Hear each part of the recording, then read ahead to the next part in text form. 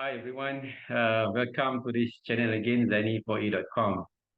And today I would like to continue my sharing about the Energy Efficiency and Conservation Act, which was passed at the Parliament in October 2023. I was told it was approved at the Parliament, at the Dewan Rakyat, and also followed by the Dewan Negara. And now, according to Energy Commission, they are now busy preparing the guidelines and also regulations under the Act. And then, according to the chairman of Energy Commission yesterday, when I attended the Energy Advisory Panel, Advisory Panel meeting, it's expected to be gazetted by next year. Okay, I would like to share further about my interpretation of the Act, according to the document being shared publicly.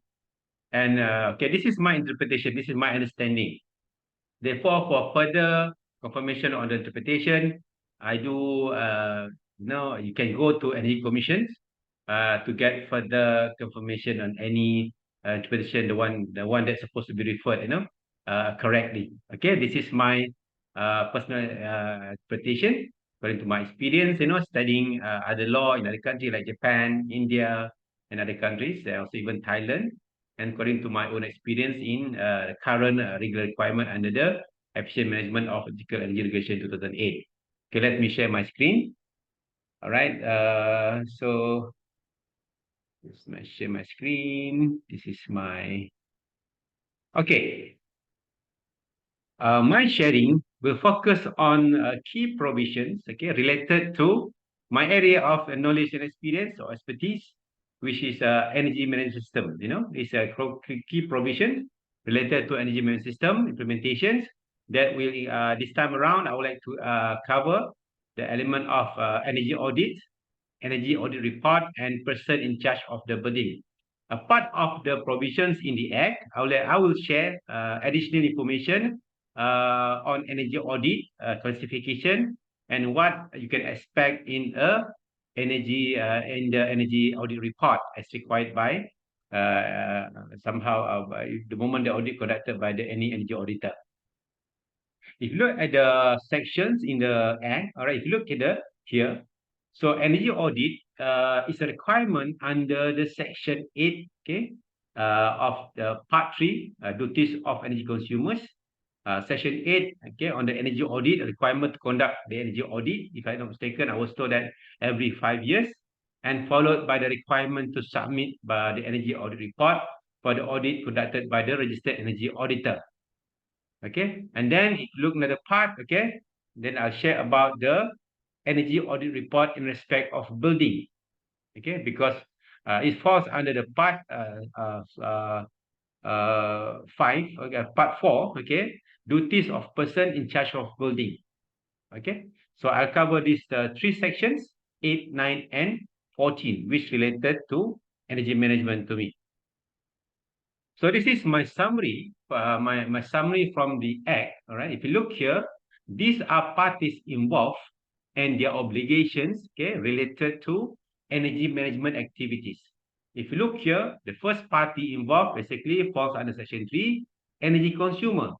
Okay, energy consumer that use over 21 over thousands gigajoule of energy per year. All right, it's equivalent to about 6 million kilowatt hour in terms of if you're talking about kilowatt hour unit, all right, per year. Above that, they fall under energy consumer, so they have to they'll be affected by this act, EECA, Energy Efficiency and Conservation Act. So where they need to appoint the registered energy manager. Okay, and then in that part of that requirement under Section 3, so the energy consumer basically must appoint a registered energy auditor to conduct energy audit under Section 8, okay, and then to submit the report on the energy audit, okay, and Section 9, okay, and then under the section here, if you look here, under the Section 8, okay, registered energy auditor, all right, so there's a requirement there under Section 9, okay, so again, okay, so you have to prepare the energy audit report, all right, that will be required to be submitted, for So under Section 8, Registered Energy Auditor, the obligation of the Registered Energy Auditor is to prepare the energy audit report. Okay, report. Okay, I don't know why it's stuck. Okay, I need to stop sharing again. Then share, reshare. Okay, reshare. And then, all right. Okay, sorry.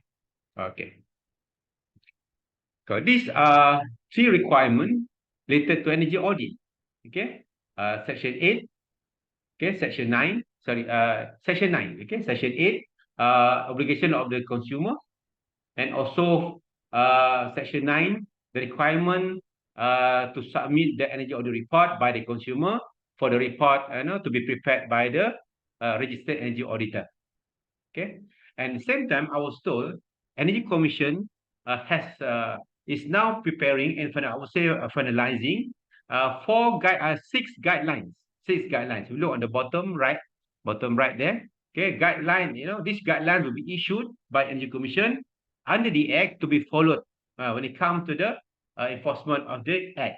All right. Basically, there are six guidelines: energy management system, energy efficiency and consumption report, energy audit report, okay, and then ascertaining building under the Act, ascertaining energy consumer, and also function and duties of registered energy manager. Let's look at the Section 8. Okay, requirement on the energy audit. Basically, in this section, the energy consumer who are applicable to this Act, all right, shall from time to time, and I was told every 6 or 5 years, okay, to conduct an energy audit. Okay, so to conduct so it's a mandatory for them to conduct the energy audit. Okay, and then this audit must be so they have to appoint. Okay, the energy consumer shall appoint a registered energy auditor to conduct the energy audit. So there's a requirement there. Okay, to conduct energy audit by the registered energy auditor. This registered energy auditor will be registered by the Energy Commission according to their requirement. Okay, so they have to conduct energy audit.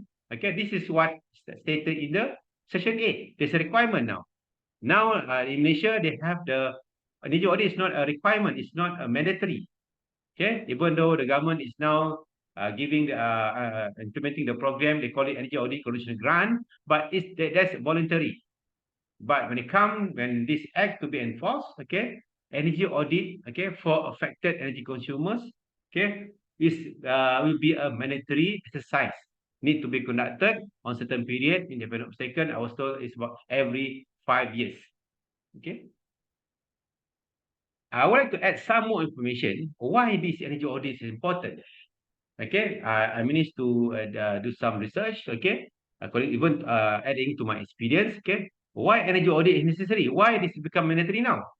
So I help you. I compile some information. Basically, why energy audit can be basically the benefit of conducting energy audit. First, okay, of course, the energy audit is a process to identify the opportunity for energy savings.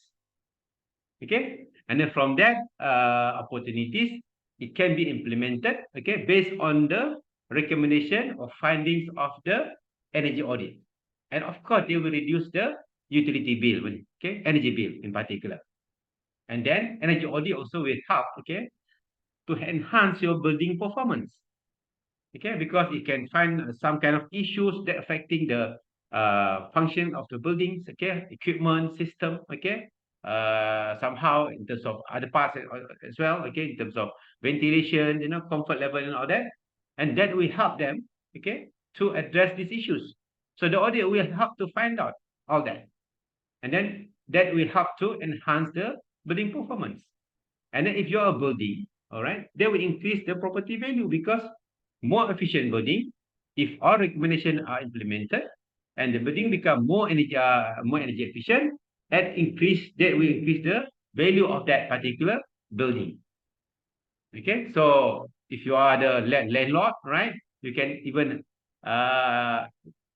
somehow come up with higher rate of rental. And then, of course, we help, to show the building owner, okay, they are also environmentally responsible. Okay, so because by reducing energy consumption through the implementation of the recommendation from the energy audit, they will reduce the greenhouse gas emission and also reduce the carbon footprint of the building. And then finally, okay, finally, they will help, the moment you conduct the energy audit, of course, now later it become mandatory. So we help you to comply to the legal requirement under this act. This is additional information, not in the act, okay? I have to put a note here. Okay, otherwise, you try to find this in the act, which is not available. Okay, this is my additional information to justify why energy audit is important. Okay, for me, energy audit basically like a medical checkup. Okay, the energy audit is a medical checkup. Okay, if you do it thoroughly, they will help you to determine what's your current health, and then if you have any problem, the audit will help you to the medical checkup will help you to pinpoint what's your problem, and then so that you can take the necessary action. So just like a medical checkup, this one for energy performance. Okay. I would like to share also additional information. This is a type of energy audit according to ASHRAE. Okay, ASHRAE basically the American Society of Heating and Refrigeration and Air Conditioning Engineers. Okay, ASHRAE. I would say, I would anticipate. Okay, for ASHRAE they have ASHRAE more on the buildings. Okay, that's why this more on the buildings. Okay, not manufacturing facilities. Okay, ASHRAE guidelines mainly more on buildings. Okay. If you look here, okay, there are three types. Level 1, walkthrough analysis. Level 2, energy audit. They call it energy audit and energy survey and analysis. Okay, and then level 3, more detail. Okay, together with the capital intensive. That will involve the finding that require capital intensive modification. Okay, if you look here, this is the three type of energy audit, right?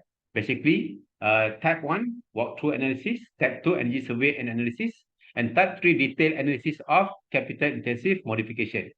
Okay, I would anticipate, all right, the requirement under the act, all right, at least, if looking, if there is a energy commission will issue the guideline, I would anticipate, right, the at least requirement to be at least level 2, just like requirement under level 2, ASHRAE here, okay, energy survey analysis, at least, just my assumption, okay, if you look here, it will provide some kind of more details, evaluation of the building performance compared to level 1 type, okay, and it give deeper on the understanding of the bill consumption, all right, and then they review the bills, equipment specification, data, breakdown of consumption and all that. They will conduct some kind of on-site measurement, okay? And then they'll prepare the detailed reports, okay? And normally when the report presented to the building owner, basically they have some idea based on data, okay? They can make decision based on data as well. And then we help them to look into their maybe further, how they can balance their cost and benefit of that so-called recommendation. Okay, so I would anticipate at least requirement under the act, right? At least level 2, at least. Okay, because level 1 basically just walk through audit, look around, see some potential here and there, no, but clear detailed measurement and all that. Just like a kind of rule of thumb, kind of potential savings can be identified easily. All right, so I would anticipate at least requirement under the act at least falls under according to the requirement under the level 2 energy audit based on the ASHRAE standard. Okay, this just share some example what kind of task, okay, in the process, okay, in the energy audit compared to different level. All right. All right, so if you look here, okay, level 3 is the most detailed one, okay. Level 2, only some item not included, all right. So if you look here, walk through, okay, low cost, no cost measures, capital improvement maybe cover at the level type 1, okay, level 1, but more details, review the mechanical electrical system, okay, start from level 2 level 2 energy audit. Okay, according to ASHRAE. So if you look here, at least I expect, okay, level 2 type, if you look at level 3 more detail, okay, until providing the schematic layouts of the recommendations. Okay, And then look here again, when it comes to the report, even for the report, this is from the process of the audit. Okay, so the level 3 is more detailed, and easily you can make decision based on these findings. Okay, detailed analysis financially, also technically. And then this one in terms of report. Okay, the level 1 normally very brief. Okay, very brief. Okay, level 2, just not including the detail, okay, recommended measures, okay, but there is some recommendation but not detailed. All right, and then we together with the financial analysis. Normally, based on my experience, it's hard to differentiate between level 2 and level 3.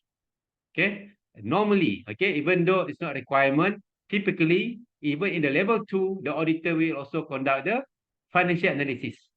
Okay, even they give a detailed write-up of the measures recommended, because that's really the most important part in the report.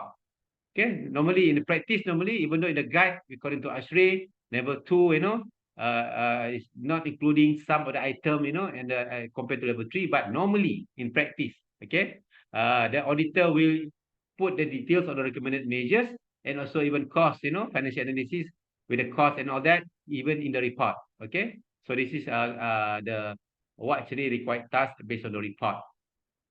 Okay, now let's come back to the section 9, energy audit report. Okay, that's why we covered the energy report under ASHRAE just now. So in the section 9, okay, a registered energy auditor appointed by energy consumer shall prepare the energy audit report according to the guidelines that will be issued by the Energy Commission. So if you look here, the red color file, okay, so the registered energy auditor, okay, will prepare the energy audit report. Okay, first conducting the energy audit, and then followed by the preparation of the energy audit report. And that must be according to the guidelines that will be issued by the Energy Commission. Okay, and also there are other provision here, all right? When the report is submitted, okay, after the report is submitted, so Energy Commission, okay, must somehow, if the Energy Commission is not satisfied with the report, okay, all right, and then they also can request to change the report, to make changes in the report. Okay, for example, if they don't follow the requirement based on the guidelines, okay, so they will require to resend the report. Okay, so this is the requirement. Okay, so in terms of exemption and all that, okay, it depends on the Energy Commission. Okay, so even the frequency, of the energy audit, that will be decided by the Energy Commission for each energy consumer. Okay, because normally in the energy report, right, there are many recommendations. So some recommendations may take much longer time to be implemented because it may involve some kind of bigger investment. Therefore, we can expect, basically some instead the frequency of the audit, right? So will be different, from one consumer to one consumer. That one I would anticipate anyway. But anyway, it's up to the Energy Commission. Okay, and then if you go deeper, okay, on the section 9, okay, section 9, okay, so Energy Commission may request, okay, once they receive the report, they may request more information. If they feel that whatever being submitted is not enough. Okay, all right, so they have to, especially if the report is not following the guidelines being issued by the commissions. Okay, so these are the requirements. So my point here, okay, if you look here, the most important part in this section 9, basically, you must conduct the energy audit. In fact, a consumer must conduct energy audit, and by the registered energy auditor. And then the audit report must be prepared according to the guidelines issued by the Energy Commission. Okay, so let's finish on the energy audit and energy audit report. And now I'd like to continue with the part, basically part 4, duties of person in charge of building. Okay, this person in charge of building is not a person basically. It's anyone, okay, that has the control in terms of operation of the building. For example, the landlord, all right, the company that manage the building and all that. It's not basically a person. Okay, so of course they can appoint somebody to be in charge, but somehow basically basically in this section 10, under the person in charge, duties of person in charge of building, there's a requirement, section 9, they call it energy intensity level. Okay, so if I'm not mistaken, the building that they require to have this person in charge of a building, basically a building with the area of over 8,000 meter square. Okay, 8,000 meter square in terms of floor area. So building above these floor areas amount above 8,000 meter square, all right, will be required to appoint a person in charge of the person in charge of the building. Okay, this kind of building must apply. Okay, must apply or shall apply. Okay, for the intensity level to be issued by the commission. Okay, they must apply. Okay, it's up to them. Okay, if they don't apply, they'll be committing an offense, or they will be if they're late to apply, they have to pay the so-called fee for late application. Okay, so requirement, building above 8,000 meter square floor area, all right, must apply. Okay, whoever a person in charge for the building shall apply for the energy intensity level to the from the Energy Commission. Okay, and then followed by section 11. And then once they apply for the energy intensity level, they will be given the value of the intensity. Okay, and they must make sure, okay, display that label, okay, continuously at the building. Okay, so they apply for the energy intensity label, and then after that, once they have, they get the label with the value of the energy intensity, they have to display that all the time at the building, that level, either 1 star, 2 star, or 3 star. Okay, and all that. Okay, followed by section 13. Okay, and then on section 13, all right, under the energy intensity performance, a person in charge of a building, okay, shall ensure, okay, the energy intensity performance of the building comply, okay, with the energy efficiency rating, as described by the commission. Basically, they have to maintain the performance. Let's say they be issued, let's say, 3 star or 4 star, right? Based on the kilowatt hour over meter square per year, kilowatt hour meter per square per year value. All right. Basically, they have to maintain the performance to make sure it maintains that kind of performance or better. Okay. So there'll be a guideline, on how the Energy Commission will ascertain this kind of building. So the job of the person in charge of the building, they have to make sure the intensity performance of the building comply to the rating given to them, either 2 star, 3 star, or 4 star. And if they be given 4 star, they have to maintain 4 star level in terms of performance.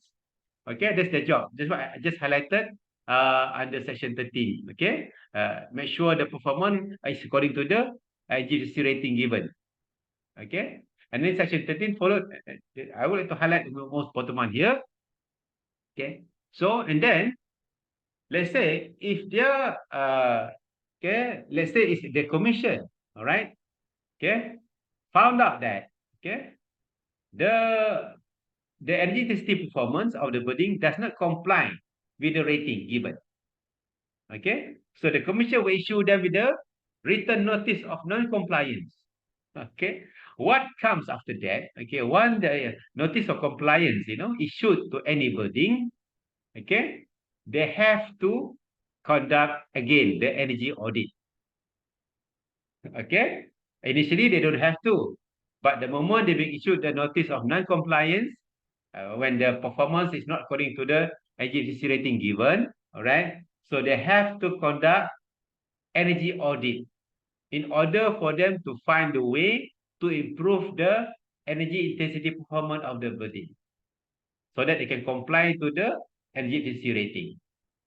Therefore, same thing, just like the energy consumer, they have the person in charge of the building. Just now on the section, the previous section, the energy consumer must appoint energy auditor. All right, registered energy auditor. But this time around for the building, okay, the person in charge of the building shall appoint a registered energy auditor to conduct the energy audit. Okay, so same thing. Okay, so they have to appoint if they being issued by the so-called non-compliant notice. Okay, they have to appoint a registered energy auditor to conduct energy audit. Why? To find the ways on how they can improve the energy intensity performance. Okay, so energy audit again. Okay, and then we talk about the energy audit report in respect to building. Okay, so the energy audit, okay, must be conducted by the registered energy auditor appointed by the person in charge of the building. Okay, all right. So and then the person in charge of the building shall submit, or they must submit the energy audit report prepared by the energy auditor together with the energy efficiency improvement plan that they want to execute. Okay, so again, once they receive the energy audit report, okay, energy commission can ask more information if they want to. All right, so basically, so again here, energy audit has become a requirement. First, for the consumer, for them it's mandatory, okay, at least every 5 years or as prescribed by Energy Commission, okay, and then secondly, the building affected, building above 8,000 meter square area in terms of floor area, okay, if they receive the notice of non-compliance to the energy efficiency rating, okay, they have to conduct again the energy audit as well by the registered energy auditor. Okay, by auditor that somehow registered with the energy commissions. Okay, that's on the energy audit report of in respect of the building. Okay, and then again here I would like to highlight. Okay, energy commission can ask for the information if they feel that the report is not following the guidelines, for example, and then okay, so even if uh, the person in charge of the building fail to, let's say, make amend or make changes as required to the energy audit report, okay, so the commission can even ask again, okay, for them to submit the new energy audit report within the period that as determined by the commission. So here it shows that energy audit is very important. It's a very important measure to identify your performance and find a way how the energy consumer, how the building can improve their energy performance. Okay, so this is what provided in the session 14. Okay, now I would like to share what should be in the report when it comes to the example of contents in the report according to ASHRAE. Okay, if you look here, this is what you can expect, but wait for the legal compliance, wait for the guidelines to be issued by the Energy Commission. This is just to share with you what I managed to source from online from ASHRAE. All right, this is what you can expect, the contents in the report, basically executive summary. All right, basically background, and then followed by the EM stand for energy efficiency measures. All right, and then summary of benchmarking, and then background information right here. Okay, information, so audit scope, okay, site, historical consumption, benchmarking result, and new services result, and then somehow what actually the mandates, what actually the purpose of that has been met, by conducting the audit by the client. Okay, and then followed by the description of the building. Okay, the system of the building, for example, the occupancy, building envelope, lighting system, mechanical system, security, and all that. Okay, together with the photograph, okay, all the photos. And then the most important part is the energy efficiency measures. Okay, specified according to the no and low cost, the one that with the capital investment, okay, require some cost or investment to be implemented. And then the demand response measures, distributed generation renewable energy measures, or then operation maintenance measures, impact, and then all that. So, and then also with the all supporting documents and all that. So this is what you can expect report, as outlined by ASHRAE in the energy audit report. Okay. All right. So in fact, even for the every EEM here, energy efficiency measures, ASHRAE in their guidelines, okay, or the standard, okay. This is the information to be provided for each measure recommended in the report.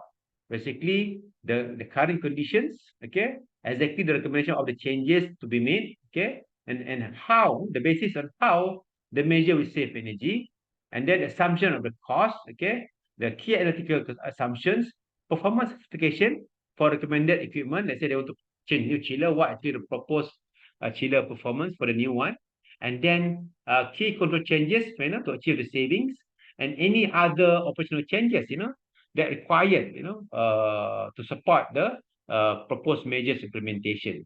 This is what actually ASHRAE outlined in their guides. Okay, but for the compliance to the legal ECA, you have to wait for the act to be out, the wait for the regulation to be published by Energy Commission.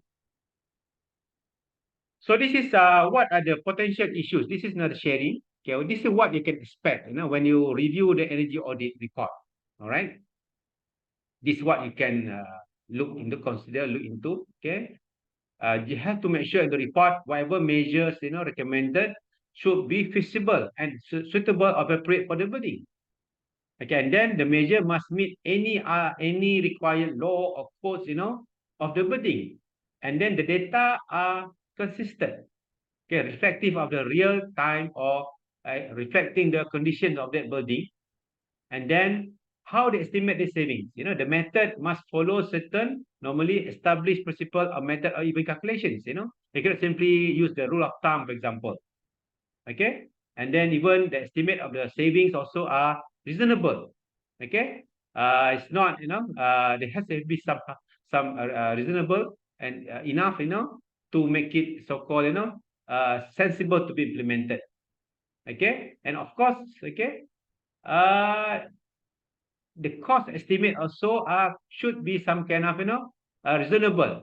Okay, to the, to that particular area, particular field of experience. Okay, and then it should be some kind of, they should look into the interactions, between every energy measures identified. Okay, and then how to address that. Somehow, sometimes even some of the measures is difficult even to quantify. So you must have a clear definition, right? Which one is easily can be quantified, and which one basically a little bit subjective to be quantified, for example. Okay, and then recommendations, in the report should meet, the purpose of the audit. Okay, goals and whatever requirement of the building owner. Okay, and finally also should indicate, is there what stated in the report, is there any financial discussion, right, including the current mechanism in terms of tax and all that, right, and what I guess can somehow even can what the building owner, may feel to go for the implementations. So these are what, you can consider, okay, issues, you can look into the energy audit report when you review the report. This is more on the, not just for the legal compliance, it's more on the business purpose, right? If you want to really look into the energy audit as part of your measures to improve your business through energy efficiency, okay, this should be things that you should consider. This one according to ASHRAE. I think that's all my sharing about the Act, okay, NGFCC and Commission Act, covering the energy audit, okay, energy audit report, and also a person in charge of a building that require to apply for the energy intensity level, and then they have to maintain their performance according to the rating given to them, and then if they don't comply to the rating, they have to conduct energy audit by the registered energy auditor. They have to appoint a registered energy auditor to conduct energy audit, and they have to submit the energy audit report to the Energy Commission. So my point here in this hearing, basically, energy audit is important. Okay, that's why the law make it mandatory. Okay, it's very important to in the process of identifying your energy performance improvement opportunity. Okay, that's why even the frequency, I think is quite reasonable to me. Okay, 5 years is quite reasonable because normally recommendation from the audit take between 1 to 3 years to get implemented. Okay, that's why energy audit, and that's why when you conducted energy audit, basically it should come together with a commitment to implement to implement the findings, because the findings is always about improving the energy performance, improving your energy performance that will result into reduce your energy consumption and reduce your energy cost or business cost. That's why, I believe you go to any other laws, NGCC laws in other countries, energy audit, is always the one of the requirement in their law. So Malaysia is not reinventing the wheel. Okay, I know some companies, they may see as additional cost. Okay, so why is that? It helps you to identify your way to improve. It helps you to save your business cost. So that's why I know I can expect there are some typical old school, conventional businessmen will see everything is cost to them. But for me, be realistic, be sensible, okay, be human somehow to some point, because if you start to manage your energy, if you start to save energy costs, if you start to look into how you can improve, the first one to be benefited, not the government, not the regulator, it will be you. Okay, it saves your energy cost, it saves your business cost, it's good for you, good for you first, okay, good for your business, okay, good for the country, and good for everyone, good for the whole community, the whole global community, because reduced energy consumption or avoided energy consumption can help to reduce the impact, can reduce the global warming impact through reduced GHG emission from the use of energy. Okay, in Malaysia, we are using over 90%, okay, of our electricity generation coming from the fossil fuel. Okay, with that, again, thank you for listening to this video. Okay, I hope I can continue with the next video. Still on the act, okay, part 3. Okay, part 3. I will look into the other provisions. Okay, more on the maybe I will talk about the qualification to become the energy auditor and also energy manager under the act. With that, if you have any comments, any feedback, okay, feel free to comment, okay, and then send me the message, okay, to my website, zani4e.com. With that, thank you very much again. See you in the next video.